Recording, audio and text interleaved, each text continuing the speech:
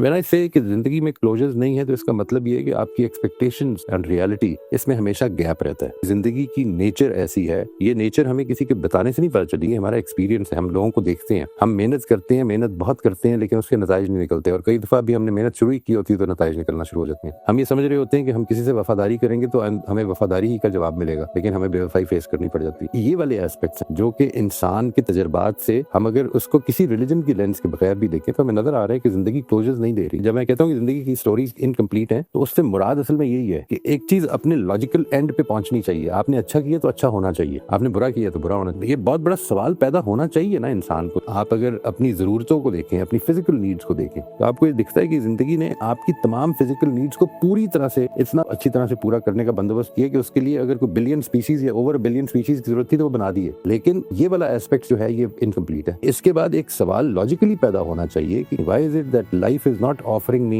completion or closure according to my expectation. یہ ہے زندگی کی کہانی.